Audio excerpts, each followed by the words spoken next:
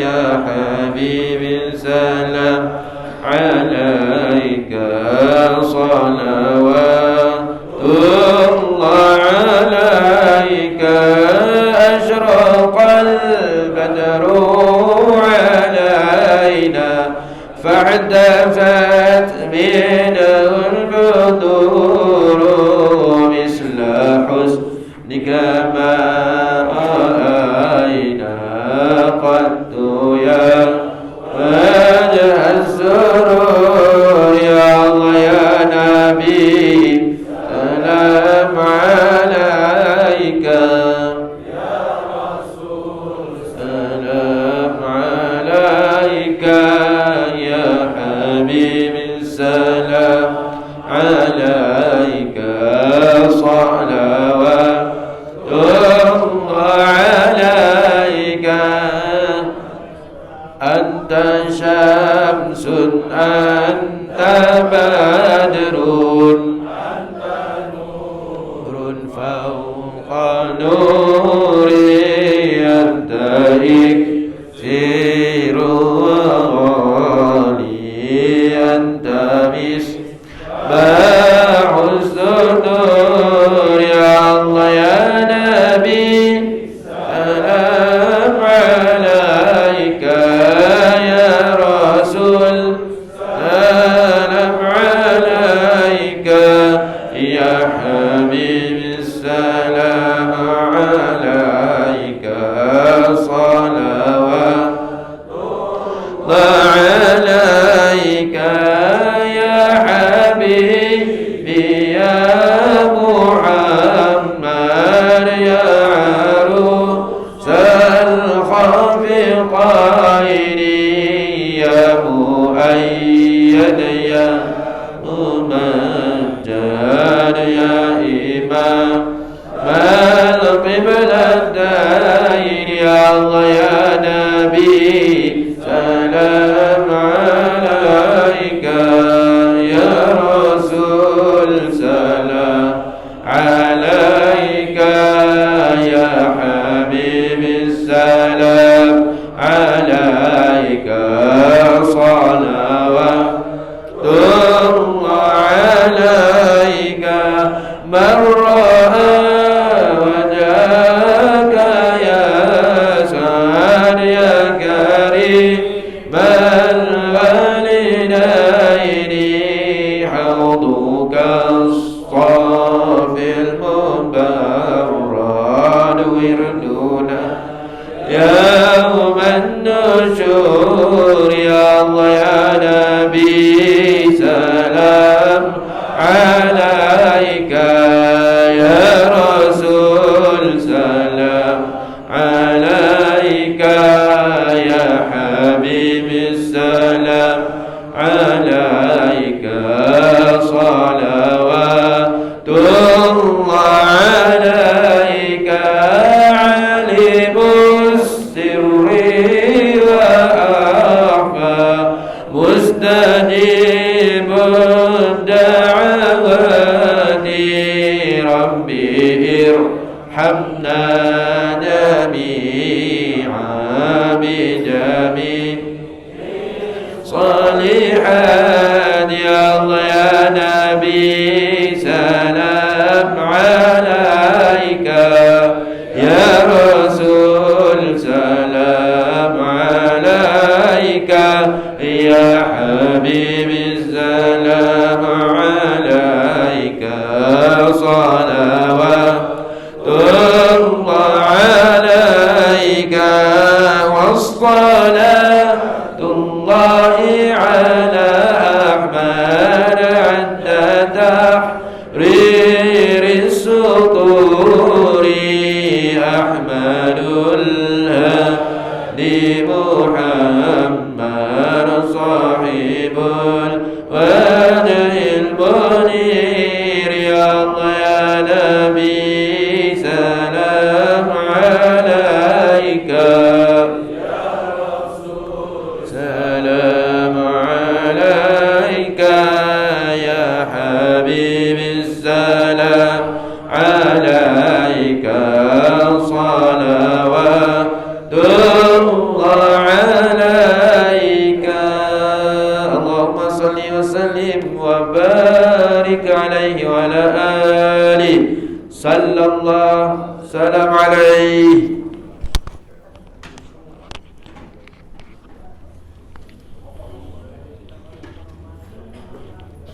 Bismillahirrahmanirrahim. Assalamualaikum warahmatullahi wabarakatuh. Tuan-tuan, puan-puan yang dirahmati Allah SWT. Sebelum kita meneruskan kuliah ni, saya promosi sikit. Lagi 2 minggu lagi, atas anjuran Surau Asy-Syafi'i, Sekolah Kebangsaan Seberang Batu Ampar akan mengadakan juga Majlis Maulidur Rasul. Jadi kami pun nak juga macam surau-surau kat masjid, surau-surau kat kampung, surau-surau kat masjid, masjid-masjid, surau-surau di kampung-kampung adanya majlis. Jadi kami telah merancang lah nak buat perarakan Maulidur Rasul, kemudian nak panggil kumpulan kasidah daripada kampung Simat Johor tu. Jadi nak bagi budak-budak makan, nak bergembira lah sempena hari kelahiran bulan Maulidur Rasul. Adalah program tiap-tiap harinya, selawat, baca kitab Syama'il Muhammadiyahnya, ada kuisnya. Jadi cita-cita tu tinggi, tapi bajet tu tak ada. Jadi saya terpaksalah bawa tabung-tabung tempat saya kuliah. Itu pun 2 tempat je saya bawa, surau ni dengan surau Rumah Rakyat Bongek. Jadi tuan-tuan kalau ada nak infak, bolehlah. Ada 2 minggu lagi untuk budak-budak kan, dia gembira nak mendengar. Pertama sekali nak menghidupkan bulan Maulidur Rasul.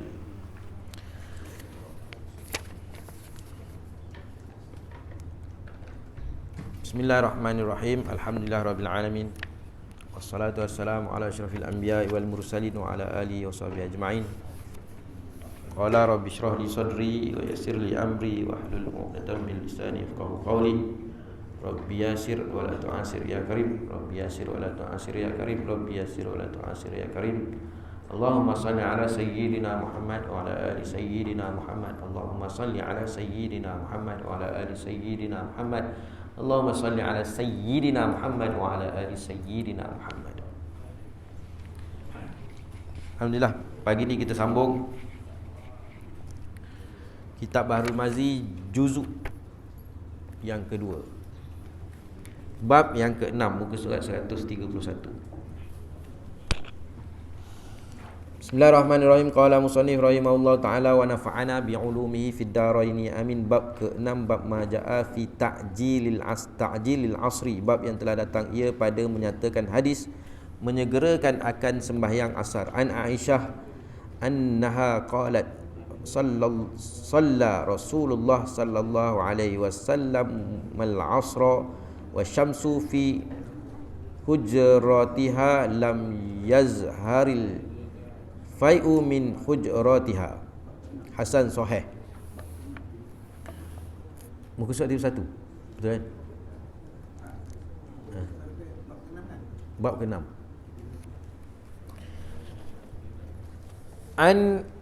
Daripada Aisyah radhiyallahu anha.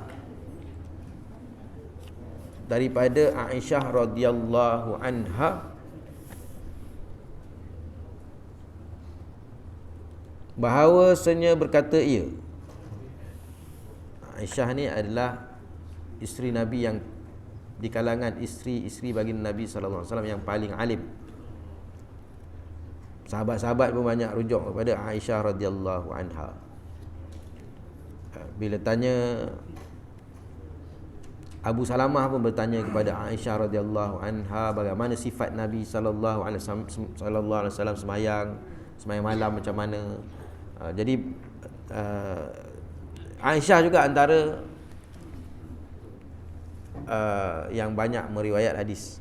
Jadi dalam banyak isteri baginda Nabi sallallahu alaihi wasallam, Aisyah adalah yang paling alim menjadi rujukan, dan Khadijah adalah isteri Nabi yang paling Nabi sayanglah kan, yang maknanya adalah yang paling alim, paling Nabi sayang.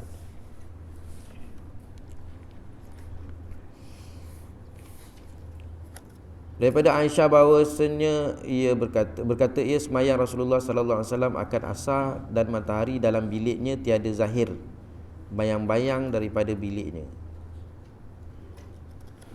Anil Ala'i bin Abdurrahman annahu dakhala ala Anas bin Malik fi darihi bil Basrati hina sarafa min az-zuhri wa daruhu bi jambil masjid faqala qumu fasallu asra qala faqumna fasallaina falamman sarafna qala sami'tu Rasulullah sallallahu alaihi wasallam yaqulu tilka salatul munafiqi yajlisu yarkubu syamsa hatta iza kanat baina qarnayis syaitan qama fanaqara arba'an la yazkurullaha fiha illa qalilan. Hasan sahih.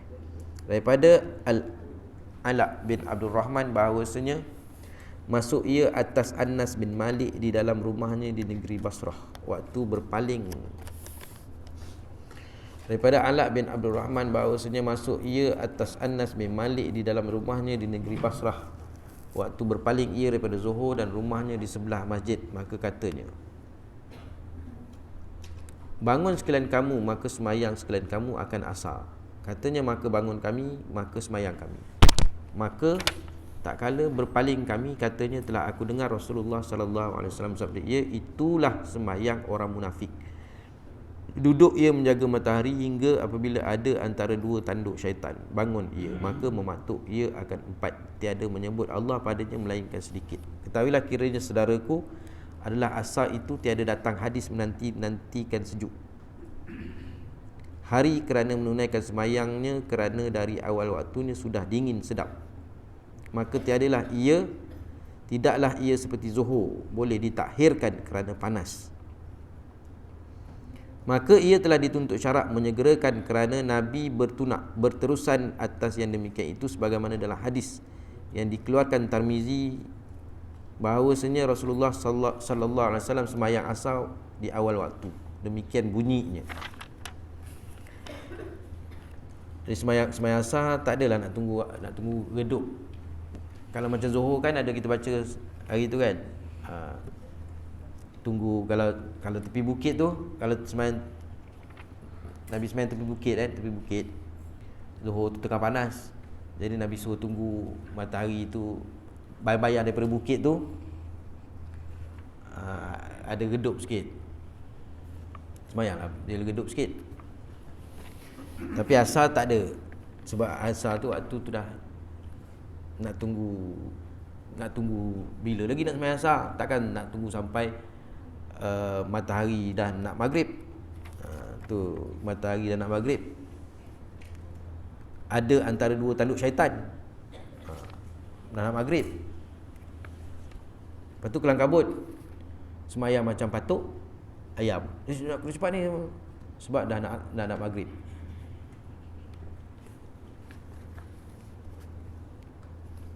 Jadi tak ada, Nabi tak buat macam tu. Kalau Zuhur ada Nabi pernah suruh tunggu redup sikit lah. Sebab matahari tengah panas masa tu. Nabi semayang, bukanlah nak semayang kat masjid macam kita hari ni, tak ada masalah. Pukul 1 pun sejuk, pukul 2 pun sejuk, pasang aircon semua kan. Diriwayatkan daripada Siti Aisyah bahawasanya berkata, ia telah semayang Rasulullah sallallahu alaihi wasallam akan fardu asar, padahal cahaya matahari ada kekal lagi dalam biliknya, tiada zahir bayang-bayang teduh pada tempat yang ada bayang-bayang panas daripada biliknya, kerana adalah pada masa itu biliknya ada mempunyai lapang, halaman yang kecil, berdinding rendah sekira-kira tinggi lebih kurang daripada luas halamannya sedikit. Maka apabila bayang-bayang panas itu bersamaan panjang dengan tinggi dinding, masuklah waktu asar, dan adalah bayang-bayang panas itu sudah jauh dekat ke tepi dinding sebelah matahari hidup. Tiadalah bayang-bayang teduh itu naik atas dinding sebelah matahari hidup lagi. Maka itulah menunjukkan Nabi sallallahu alaihi wasallam sembahyang di awal waktu asar benar-benar. Kata Abu Isa, dan pada bab ini ada riwayat daripada Anas, Abi Arwa, Jabir dan Rafi' ibn Khadij, dan katanya bermula hadis Aisyah, ini hadis hasan lagi sahih. Masalah menyegerakan sembahyang asar dan hukumnya. Kata Abu Isa, dan ialah yakni sebagai di dalam hadis masalah 42, itulah yang memilih akan dia oleh setengah daripada sahabat-sahabat Nabi sallallahu alaihi wasallam, setengah daripada mereka Umar, Abdullah bin Mas'ud, Aisyah dan Anas, dan ketiadaan seorang daripada tabi'in akan menyegerakan sembahyang asar dan benci mereka itu mentakhirkannya. Dan ketiadaan seorang daripada tabi'in akan menyegerakan sembahyang asar dan benci mereka itu mentakhirkannya. Dan dengan dialah perkataan Abdullah bin Al-Mubarak, Asy-Syafi'i, Ahmad dan Ishaq. Kata Syafi'i dalam maka barang siapa tiada mendapat ia akan satu rakaat daripada asar dahulu daripada lenyap matahari, maka sungguhnya luput akan dia asar. Dan satu rakaat itu ialah rakaat dengan sujud. Dan aku sukakan segerakan asar kerana berapa hadis yang demikian itu telah datangkan dalam Dan kata Nawawi, dua hadis yang telah diriwayatkan oleh Muslim dalam sahihnya ini sharih menunjukkan pada suruh menyegerakan sembahyang asar pada awal waktu, dan bahawasanya waktu itu masuk ia dengan jadilah bayang-bayang suatu itu dua seumpamanya. Jadi daripada hadis yang kita baca menunjukkan asar tu sembahyang awal waktu. Masuk waktu asar tu bila bayang-bayang menjadi satu seumpamanya. Bayang-bayang tu kalau kayu tu panjang tu lah bayang-bayang. Menunjukkan masuklah waktu asar. Masalah waktu asar sembahyang orang munafik, ya saudaraku, amatlah dicela syarak akan orang yang melambatkan sembahyang asar sebagaimana tersebut dalam hadis yang dikeluarkan Tirmizi, demikian bunyinya. Diriwayatkan daripada Ala bin Abdul Rahman bahawasanya masuk ia akan Sayyidina Anas bin Malik, khadam Rasulullah sallallahu alaihi wasallam, di rumahnya di negeri Basrah pada waktu berpaling ia kemudian daripada selesai sembahyang zuhur. Di rumahnya dekat dengan masjid. Maka manakala sudah masuk kami ke rumahnya, bertanyalah ia, sudahkah kamu sembahyang asar? Jawab kami, adalah kami baru lepas sembahyang zuhur datang kemari ini. Maka katanya, bangun kamu sekalian maka sembahyang asar. Katanya, maka bangunlah kami, maka sembahyang kami. Maka tak kala sudah berpaling kami daripada sembahyang, berkatalah ia, telah aku dengar Rasulullah sallallahu alaihi wasallam bersabda, itulah yakni sembahyang asar yang ditakhirkan itu ialah sembahyang orang munafik. Duduk memerhatikan matahari akan masuknya dan lenyapnya hingga bila ada ia antara dua tanduk syaitan. Bangunlah ia sembahyang, maka dipatuknya 4 patuk. Tiada menyebut ia akan padanya melainkan sedikit. Tiada menyebut ia akan Allah padanya melainkan sedikit. Sembahyang orang munafik. Dahlah sembahyang akhir waktu, lepas tu laju macam patuk ayam, 4 kali patuk. Lepas tu bukan ingat apa-apa, duduk apa, tak ingat Allah. Hati tu ingat benda lain, nak cepat. Masalah mentakhirkan asar dan celanya, kata Nawawi, adalah sabda Nabi sallallahu alaihi wasallam dalam masalah 44. Tilka salatu munafik, yakni sembahyang asar yang ditakhirkan itu ialah sembahyang orang munafik. Terang-terang padanya mencela mentakhirkan sembahyang asar dengan tiada uzur kerana sabdanya, yajlisu yarqubus syams. Artinya duduk ia memerhatikan matahari. Tunggu, ada lagi ni asar lagi. Tunggu sampai nak masuk maghrib. Demikian itulah fi'il, perbuatan orang munafik. Supaya jangan keluar daripada nama mendirikan sembahyang di mata orang-orang, maka ia pun buat menunjukkan dirinya dalam taat walau kana sekalipun, di akhir waktu sekalipun. Masalah tanduk syaitan dan maksudnya. Jadi Nabi kata menunggu matahari sehingga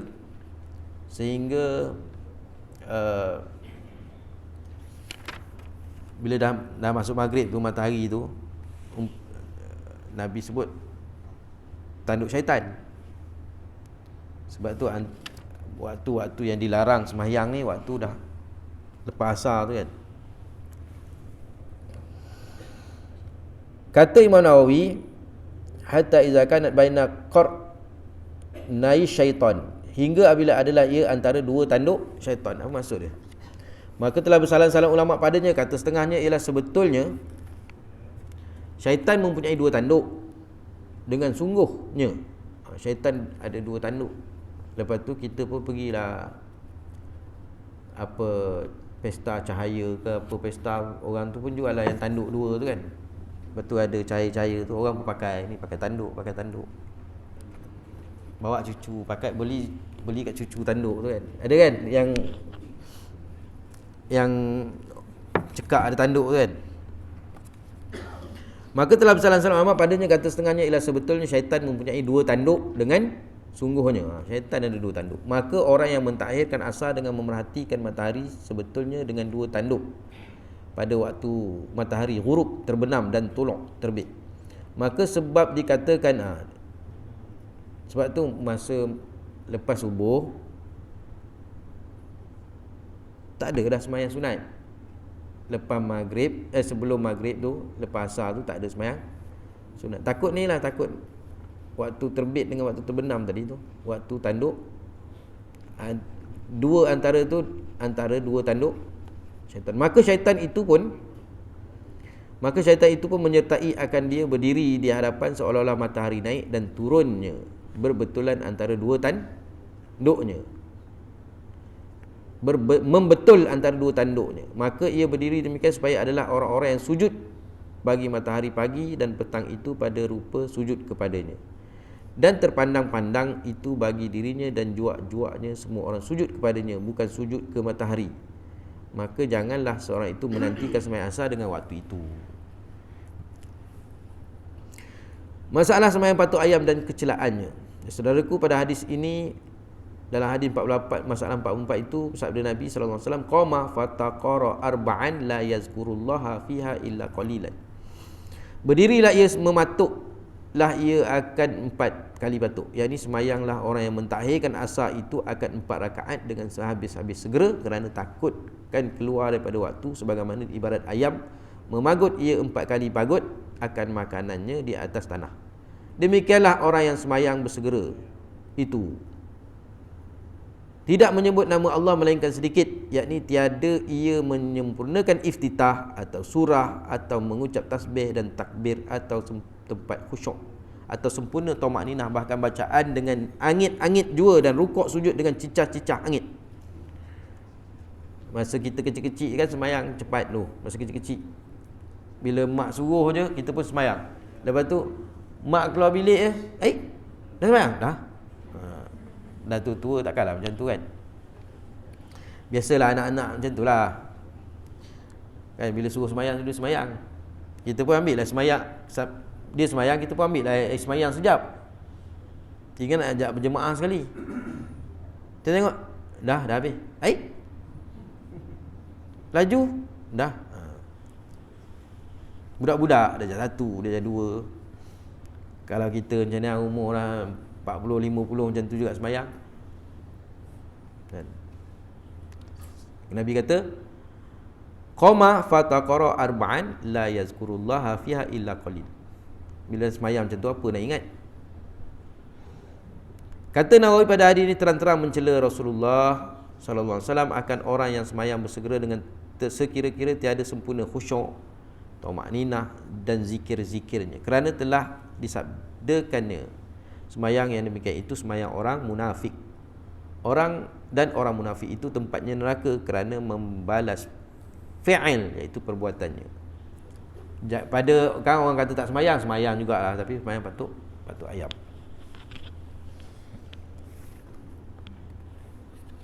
Kalau dia dalam hadis tu tanda-tanda munafik ada 3 dia kata kan. Iza haddasa kazzaba, bila cakap dia dusta, tanda orang munafik. Lepas tu bila dia berjanji dia mungkir, bila diberi amanah dia khianat. Itu tanda-tanda orang munafik. Tapi kalau kita detailkan lagi, saya baca ada 50 tanda-tanda, 50 ciri-ciri orang munafik. Ciri-ciri apa dia? Ni jenis-jenis semayang macam ni, hujung waktu. Lepas tu kalau semayang pun dia cari yang tempat-tempat belakang sekali kan. Lepas tu solat tak nak solat berjemaah, banyaklah dia punya tu, banyak 50 ciri-ciri. Kalau orang munafik kan dia semayang dia malas. Semayang kalau semayang pun dia nak berlakon. Semayang kau duduk depan, aku duduk belakang. Jadi kita janganlah jadi termasuk ciri-ciri tu. Jadi kalau bila semayang tu kita lah orang yang berebut-rebut nak ke depan. Rebut-rebut ke depan. Jangan kita bagi offer kepada orang lain. Fastabiqul khairat. Berlumba-lumba untuk merebut, buat kebaikan. Jadi ulama kata kita berebut-rebut membuat kebaikan ni, dalam kita merebut soft yang pertama tu pun termasuk di dalam berebut-rebut untuk berbuat kebaikan, kebajikan. Sebab soft yang pertama ni Nabi kata, Nabi doakan, Allahumma ghfir lisoful awal, sebanyak 3 kali. Ya Allah, ampunkanlah dosa orang-orang yang berada di soft yang awal, yang pertama. Ya Allah, ampunkanlah dosa-dosa orang yang berada di soft yang pertama. Ya Allah, ampunkanlah dosa-dosa orang yang berada di soft yang pertama. Kemudian di soft yang kedua Nabi doakan juga, ya Allah, ampunkanlah dosa orang-orang yang berada di soft yang kedua. Sekali je. Yang depan ni Nabi doakan 3 kali. Yang nombor 2 sekali. Yang nombor 3 tak ada lah dapat soft, doa yang special tu, khusus tu. Jadi maknanya kalau kita datang, apa orang kata, ada peluang dekat kita tu, kita rebutlah soft yang pertama. Jadi berebut untuk mendapatkan kebaikan tu, ganjaran yang besar tadi. Jadi jangan kita beri peluang kat orang lain, kan? Kita dalam bab kalau nak makan tu tak apa, makan je, tak apa, makan dulu, tu tak apa. Tapi dalam bab kebaikan, kita makruh kita beri peluang tu kat kita, tapi kita beri 3 kali Nabi doa, tak apa, kau lah ambil, kan?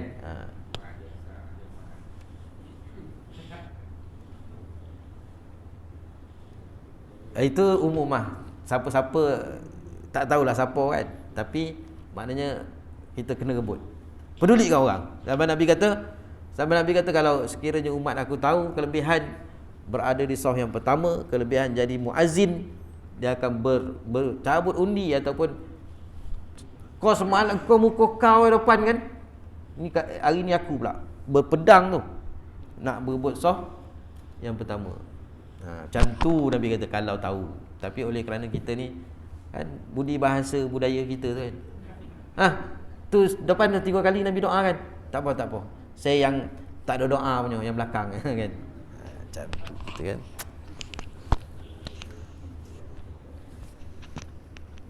Tapi kalau tempat tu sampai nak bertolak-tolak tu, tu tak boleh lah, makruh lah pula, nak langkah-langkah pula. Kita dah lambat hari Jumaat contoh, kan? Depan, sana. Sampai tempat pengerusi masjid pun kita nak duduk, tak boleh lah. Dia ada tempat-tempat khas dia, janganlah kita duduk. Dah orang tu letak ni tempat undang, kuning lagi dia punya ni, kan? Saya nak duduk depan tu, tak boleh lah.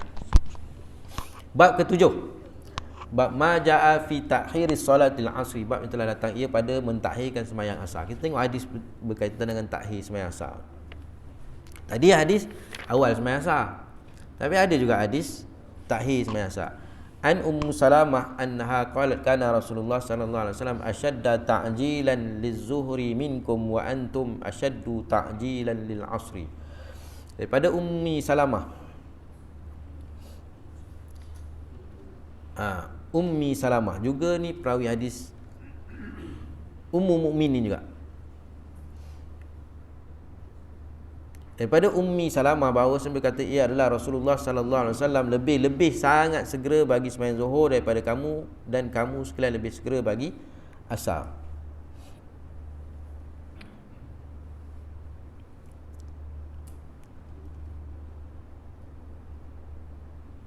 Ummi Salamah ni dia isteri Nabi juga. Nama asal dia Hindun. Anaknya dia panggil Ummu Salamah, Ummi Salamah ni sebab anak dia nama Salamah bin Abu Salamah. Ketahuilah kiranya saudaraku telah lalu menerangkan setengah daripada sahabat-sahabat Nabi dan tabi'in dan ulama yang mujtahidin yang sukakan segera menunaikan sembahyang asar dan benci mentakhirkannya. Kita baca tadi ulama-ulama mujtahidin, Nabi, tabi'in, ulama dan yang mujtahidin suka segera sembahyang asar, benci mentakhirkannya, dan berpegang mereka itu dengan beberapa hadis yang sahih. Maka bab ini telah dikeluarkan oleh Tirmizi akan satu hadis menunjukkan Nabi ada mentakhirkan sembahyang asar. Demikian bunyinya, ada. an Ummu Salamah annaha qala kana Rasulullah sallallahu alaihi wasallam ashadda ta'jilan liz-zuhri minkum wa antum ashaddu ta'jilan lil-'asri. Artinya diriwayatkan daripada Ummu Salamah isteri Rasulullah sallallahu alaihi wasallam bahawasanya berkata ia adalah Rasulullah sallallahu alaihi wasallam sangat bersegera bagi sembahyang zuhur lebih daripada kamu sekalian, dan sekalian kamu lebih bersegera bagi sembahyang asar. Maka sudahlah bersalah-salah dan sekalian kamu lebih bersegera bagi sembahyang asar. Maka sudahlah bersalah-salah perbuatan kamu dengan Nabi, ianya melambatkan sembahyang asar dan engkau semua menyegerakan. Kemudian daripada sudah didatangkan oleh Tirmizi akan hadis ini, tiada pula yang mendatangkan apa kata ulama mujtahidin. Tetapi dapat difaham daripada katanya dalam masalah 43, ada juga setengah daripada ulama tiada menyalahkan takhir asar. Dan kaul Abu Isa tiada dikhabarkan hadis ini hasan atau sahihnya, hanya berkata dan sungguhnya telah diriwayatkan hadis daripada Ibnu Juraish, daripada Ibnu Abi Malikah, daripada Ummu Salamah seumpamanya.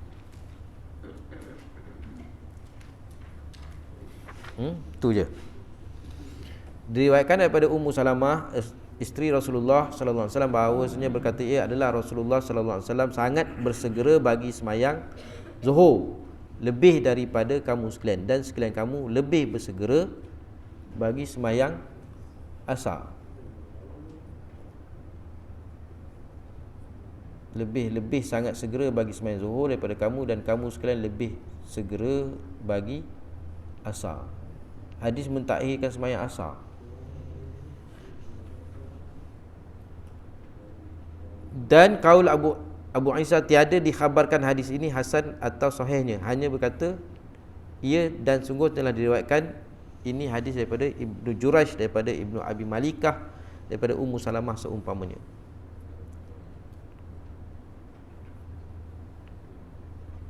Maknanya sini hadis ni Rasulullah sallallahu alaihi wasallam lebih-lebih segera bagi sembahyang zuhur. Zuhur tu segera daripada kamu, dan kamu sekalian segera pula asar. Maknanya Nabi zuhur tu segera, maknanya tapi kamu pula segera asar, kan? Menunjukkan seolah-olah tak sama dengan Nabi. Zuhur tu segera, asar tu tak adalah segera. Maksud dia macam tu. Tu dia tajuk dia mentakhirkan sembahyang asar. Zuhur tu Nabi segera, maka sudahlah bersalah-salah perbuatan kamu dengan Nabi, ianya melambatkan sembahyang asar, dan engkau semua menyegerakannya. Jadi dia pun tak terangkan, cumanya adalah bab asar ni ulama kata ada juga setengah daripada ulama tiada menyalahkan takhir asar. Tapi takhir asar tu bukanlah sampai yang menyerupai tanduk syaitan tu. Habis kuat pun yang pernah berlaku pada saya dululah, kan? Kita lepas azan tengok tak ada pula orang datang sembahyang berjemaah lagi. Rupa-rupa kita dah habis sembahyang, bayang kita dah habis sembahyang 4 rakaat tu. Dah rasa macam rupanya baru kelompok jemaah baru datang, rupa dia takhirkan sikit.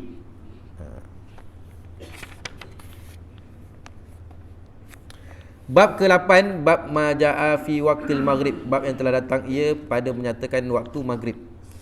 Ini bab-bab waktu semua ni. Tapi kesimpulannya kita dah faham, kan? Sembahyang ni yang paling afdal ialah sembahyang awal waktu. Tapi oleh kerana ada dalam hadis ni kita baca lah, kan? Dia membahaskan tentang waktu-waktu sembahyang ni, akhir waktu ke, waktu tegahan ke, waktu makruh ke, waktu haram ke. Bab majaa fi waqtil maghrib, bab yang telah datang ia pada menyatakan hadis waktu maghrib. An Salamah bin Al-Aqwa qala kana Rasulullah sallallahu alaihi wasallam yusalli maghriba iza gharabatis syamsu wa tawarat bil hijabi. Hasan sahih daripada Salamah bin Aqwa, katanya adalah Rasulullah sallallahu alaihi wasallam sembahyang ia akan maghrib apabila lejap matahari dan tersembunyi ia dengan dinding. Ketahuilah kiranya saudaraku telah diterangkan dalam beberapa masalah pada bicara sembahyang maghrib dan waktunya. Dan pada hadis ini telah dikeluarkan oleh Tirmizi bahawasanya ia menunjukkan masa berterusan Nabi SAW sembahyang maghrib itu dengan katanya, diriwayatkan daripada Salamah bin Aqwa katanya adalah Rasulullah SAW sembahyang ia akan maghrib apabila lenyap matahari dah terbenam, dan tersembunyi ia dengan dinding, yakni lenyap semuanya dengan sebab dinding yang nampak di kaki langit itu. Kata Imam Nawawi, maknanya bahawasanya Rasulullah SAW menyegera ia akan sembahyang maghrib itu pada awal waktu, hanya menanti akan lenyap matahari sahaja. Sebagaimana ada dalilnya daripada hadis lain, iaitu bererti begini, sehingga berpaling kami daripada selesai sembahyang maghrib itu dan pergi kami berlawan memanah, maka nampak kami akan ke tempat kena panah itu oleh terang cuaca hari lagi. Lepas sembahyang maghrib tu boleh memanah lagi, sebab matahari itu masih cerah lagi. Menunjukkan apa? Nabi sembahyang maghrib tu masuk matahari, Nabi sembahyang.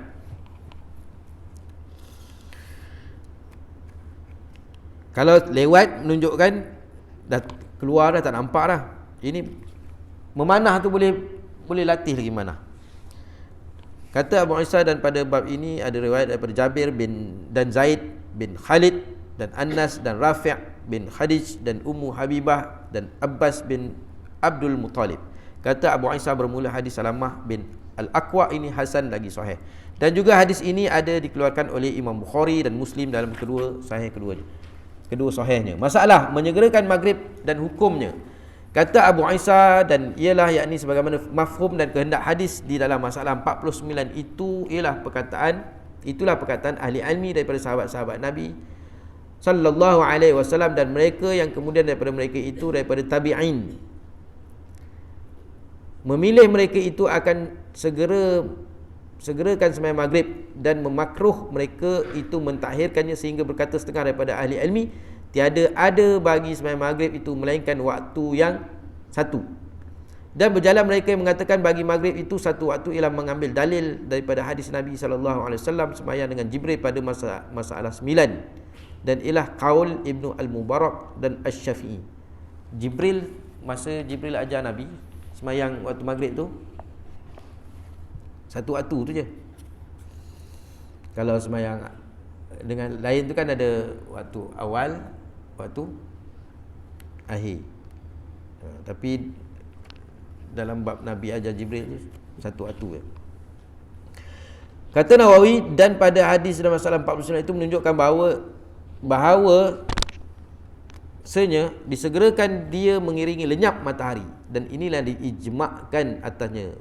Dan dahulu pada hadis masalah 23 ada Nabi mentahhirkan maghrib hingga hampir habis hilang syafaq merah. Maka adalah ia bagi menerangkan harus takhirnya sebagaimana diterangkan dalam masalah 26. Bila Nabi buat tu, jadi adalah hikmah dia untuk kita ni, menunjukkan harus mentakhirkan waktu maghrib sampai hilang syafaq merah. Sesuatu yang Nabi buat ni, contohnya Nabi semayang, pernah Nabi solat, Allah telah mentakdirkan Nabi lupa dalam bab semayang Zuhur, Asar 5 rakaat tu kan. Kemudian macam mana Nabi buat sujud sahwi tu. Jadi dia menjadi hikmah kepada kita, kalau berlaku pada kita macam mana kan? Sujud sahwi ke tak sujud sahwi ke.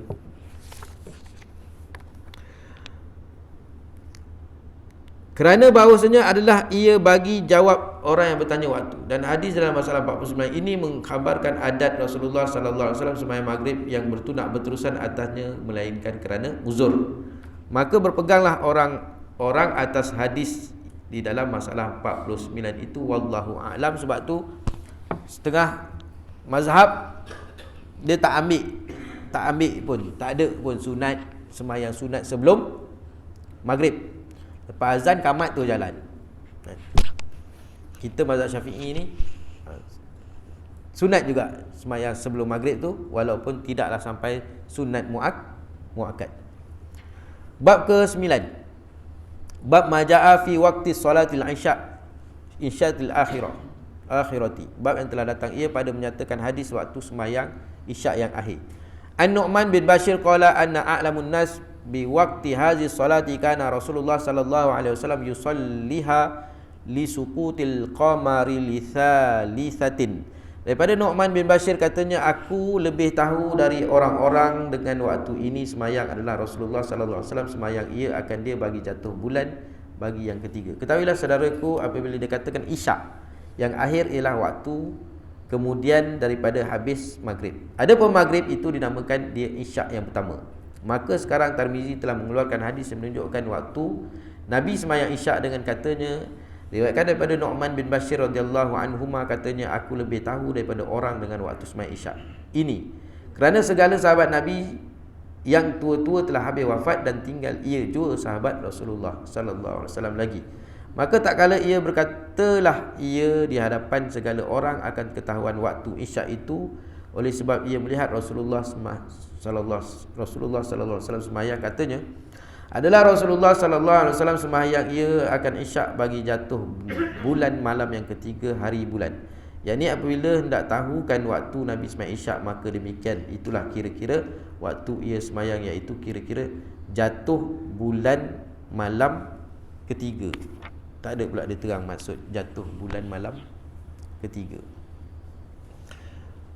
Ni waktu isyak yang akhir, bukan awal waktu. Hadis ni menceritakan waktu sembahyang isyak yang akhir, iaitu kata Nu'man bin Bashir adalah Rasulullah sallallahu alaihi wasallam sembahyang ia isyak bagi jatuh bulan malam yang ketiga akhir bulan. Bulan kalau tengah malam dia akan ni ke? Dia akan jatuh ke? Macam kita tengok bulan mengambang tu. Kalau dah macam masuk pukul 2 pagi, 3 pagi tu, bulan tu masih atas ke dia jatuh? Ha? Jatuh kan? Ha, maksud tu lah tu. Ni hadis ni hadis tentang waktu akhir isyak bagi Nabi, kan? Kalau awal isyak tu janganlah awal isyak apabila hilang syafaq merah tu. Ini kita baca sekali lalu habiskan bab waktu sembahyang ni. Bab ke-10, bab maja'a fi ta'khiris salatil isya il akhirati. Bab yang telah datang ia pada menyatakan hadis mentakhirkan sembahyang isyak yang akhir. An Abi Hurairah qala Nabi sallallahu alaihi wasallam, laula an asyukka ala ummati la amartuhum an yuakhirul isya'a ila sulusil laili aw nisfihi. Hasan sahih. Daripada Abi Hurairah katanya sabda Rasulullah sallallahu alaihi wasallam, jikalau bukan kerana masyaqqah atas umatku, nescaya aku suruh mereka itu mentakhirkan isyak sampai 1/3 malam atau 1/2-nya. Jadi isyak ni kalau tak menyusahkan, ataupun kalau macam kita ada program ke apa kan, tu isyak kita boleh lewat kan. Ketahuilah kiranya saudaraku telah lalu beberapa masalah isyak dan mengetahui waktunya. Maka sekarang pula Imam Abu Isa Tirmizi mengeluarkan hadis tuntut mentakhirkan isyak dengan katanya, diriwayatkan daripada Abi Hurairah katanya telah bersabda Rasulullah sallallahu alaihi wasallam, jikalau bukan kerana masyaqqah, kalau bukan kerana keberatan ke atas umatku, nescaya aku suruh akan mereka itu akan sebagai suruh wajib mentakhirkan mereka akan isyak sehingga malam atau pertengahan. Kalau tak menyusahkan, Nabi kata, nescaya aku wajibkan isyak tu dia lewatkan. Jadi bila lewatkan tu banyaklah, antara maghrib isyak tu banyaklah pengisian kan. Sebab tu orang ambil pengisian nak buat majlis-majlis ke ya, maghrib ke isyak, sebab isyak tu boleh ditakhirkan. Masalah mentakhirkan isyak dan hukumnya, kata Abu Isa, dan telah memilih akan sembahyang isyak oleh kebanyakan daripada ahli ilmi daripada sahabat-sahabat Nabi sallallahu alaihi wasallam dan tabi'in, melihat mereka itu akan takhirkan sembahyang isyak yang akhir. Dan dengan dialah berkata Ahmad dan Ishaq. Kata Nawawi, telah bersalah-salah ulama pada sembahyang isyak itu adalah yang afdalnya mendahulukan, yakni menyegerakan sembahyang, ataupun afdal takhirnya. Maka kedua-dua itu ada dua mazhab yang masyhur bagi salaf dan kaul Malik dan Syafi'i. Maka orang-orang yang mengatakan afdal takhir sembahyang telah mengambil hujah dan dalil ia akan seumpama hadis dalam masalah 52. Dan orang yang mengatakan afdal segera telah mengambil hujah dan dalil dia dengan bahawasanya kelaziman dan kebiasaan bagi Rasulullah sallallahu alaihi wasallam menyegerakan. Jadi bab semayang ni Nabi segeralah. Kebiasaan. Dan ada juga Nabi mentakhirkan semayang pada beberapa waktu yang sedikit, tetapi yang demikian itu bagi menyatakan harus. Maknanya manalah tahu kita punya apa kan, kuliah kita ustaz tu telajak kan sampai pukul cecah pukul 10 gitu. Apa ustaz orang isyak segera, dia sampai pukul 10 pun isyak contoh kan. Jadi harus. Dan ada juga Nabi mentakhirkan sembahyang pada beberapa waktu yang sedikit, tetapi yang demikian itu bagi menyatakan harus, atau kerana satu kerja, atau kerana uzur. Dan ada pada hadis-hadis dalam Muslim isyarat kepada yang demikian itu, wallahu a'lam. Masalah mentakhirkan isyak sampai ke mana sempadan waktunya. Cumanya Nabi kata kalau tak kerana masyaqqah, keberatan, jadi maka kita ni segera isyak tu, kalau kita melewat-lewatkan sangat, ada keberatan bagi setengah orang kan. Bagi setengah orang yang bekerja petang balik tu, dia kira letih kan. Jadi kalau penceramah pun dia layan sampai pukul 10 pun, sesedap mana pun dia ceramah tu, tapi dia dah masuk sampai 2 jam tu kan. Jadi ada keberatan lah bagi setengah-setengah orang tu, sampai nak pukul 10, 11 baru nak sembahyang isyak kan. Tapi kalau tempat-tempat yang memang dah biasa macam tu, contoh kan macam saya pernah ikut majlis zikir di Pondok Tampin dulu. Kita punya lepas malam Jumaat tu zikir tu, lepas tu lepas tu baca kitab kitab Syirus Salikin tu pukul 12 malam lagi. Pukul 12 malam baca kitab lagi. Pukul 12 malam tu. Lepas tu habis, lepas tu baru isyak, lepas tu baru makan malam. Baru makan malam. Pukul 12.30 baru makan malam. Tapi orang yang dalam tu tak adalah mungut, memang dah orang dah memang datang tu memang mencari kan. Tak ada masalah. Masalah mentakhirkan isyak sampai ke mana sempadan waktunya. Kata Nawawi bahawasanya mentakhirkan isyak yang tersebut pada hadis ialah mentakhirkan sampai tiada keluar daripadanya waktu ikhtiar, dan ia seperdua malam atau sepertiga, atau khilaf yang masyhur telah disebutkan dalam masalah 27. Adapun dalam riwayat Siti Aisyah dalam Sahih Muslim, habis semua malam, yakni habis banyak malam, bukannya kehendaknya habis lebih daripada malam takhir Nabi akan isyak. Maka terdapat tiada daripada ini takwil, dan tiada harus dikehendaki dengan riwayat Aisyah itu mentakhirkan Nabi sampai lebih daripada seperdua malam, kerana tiada seorang daripada ulama berkata bahawa mentakhirkan isyak sampai kepada waktu kemudian daripada seperdua malam itu afdal, wallahu a'lam. Nak ceritakan waktu isyak ni memanglah daripada hilangnya syafaq merah sampailah terbit fajar sidik. Maknanya itu waktu isyak. Tapi bila kita nak sembahyang, yang paling afdal ialah awal waktu. Kalau nak akhirkan sembahyang pun sebab kita nak penuhkan dengan aktiviti, dengan nak baca Quran dulu ke apa semua, tak adalah sampai saja cari pasal nak dekat subuh baru nak sembahyang isyak kan. Sebab Nabi pun tak buat macam tu. Kalau sini Aisyah kata sampai lebih daripada seperdua malam, kerana tiada seorang daripada ulama berkata bahawa mentakhirkan isyak sampai waktu kemudian daripada seperdua malam itu afdal. Tak ada pun kata afdal macam tu. Tapi segi bab waktu semayang memang sampai masuk subuh tu. Kalau kita terlelap bangun, dah pukul 4.30 kan, dah pukul 5 ataupun pukul 5.30 kan, subuh apa 5.52, dah pukul 5.50 contoh kan, sempat lagi untuk kita semayang satu rakaat. Maknanya masih lagi waktu isyak, tapi tak adalah disuruh macam tu. Sebab sini disebut tak ada pun ulama kata kalau nak takhir pun seperdua semalam. Masalah mentakhir isyak itu adakah afdal, apakah dalil? Kata Nawawi pada sabda Nabi sallallahu alaihi wasallam, laula an asyaqqu ala ummati. Pada hadis ini dalam masalah kalaulah tak memberatkan umat aku, masalah 52 ini itu ada padanya menunjukkan afdal mentakhirkan sembahyang isyak, dan bahawasanya ghalib kebiasaannya Nabi menyegerakan sembahyangnya, maka menyegerakan dia oleh Nabi itu kerana masyaqqah berat pada mentakhirnya.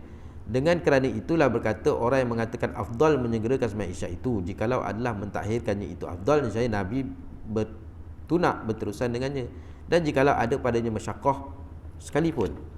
Dan berkata orang yang mengatakan afdal mentakhirkan sembahyang isyak itu ialah telah diberinya jaga dengan sebab dikatakan afdal ialah dengan lafaz hadis dalam masalah 52 itu, dan terang-terang sebab ditinggalkan takhir itu kerana masyaqqah. Maka jadilah makna hadis itu wallahu alam bahawasanya takut ia mempertunakkan, membiasakan mereka atas mentakhirkan isyak, maka difardukan atas mereka itu dengan firman, ataupun barang siapa tawahhum segala sahabat-sahabat akan wajibnya, maka dengan ini ditinggalkan dia sebagaimana meninggal akan Nabi akan sembahyang tarawih kerana takutkan fardunya, padahalnya mereka itu daripada menunaikannya. Maka sekarang telah ijma' ulama' atas sunatnya itu kerana telah hilang ilat sebab yang ditakutkan daripadanya itu. Maka ini makna pun maujud pada isyak. Jadi takut memberatkan. Jadi kalau kita, jadi ulama kata memang nak akhirkan isyak ni, kalau kita kata okey, surau kita buat isyak pukul 10.30, memang berat lah. Jadi maka yang afdalnya ialah awal waktu. Wallahu a'lam. Habis kita sambung bab yang ke 11.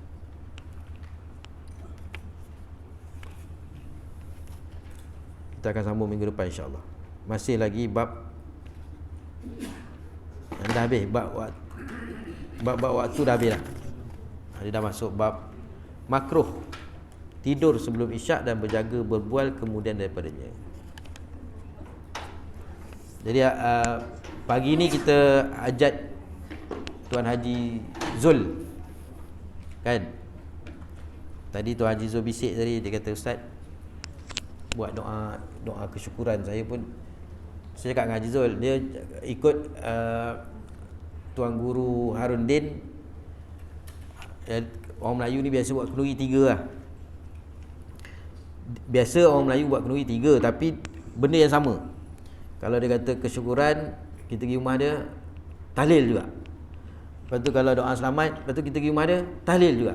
Kalau tahlil juga. Jadi Harun Din kata macam ni, kalau kita niat kita nak buat tahlil, kita panggil orang datang tu, tahlil lah, la ilaha illallah, tahlil. Kalau niat kita doa selamat, datang buat doa selamat je, kan? Kalau kesyukuran, dia kata kesyukuran ada apa, doa makan je, tu tanda kesyukuran. Tapi Azizul kata makan dia sponsor lah, anak dia sponsor, kan? Tapi sebab anak dia bernazar, suruh buat doa juga. Jadi kita buat doa lah, doa selamatlah kita sama-sama, kan? Termasuklah anak beliau yang telah dapat menjadi guru di Sandakan, kan? Tahniah lah, bukan senang, kan?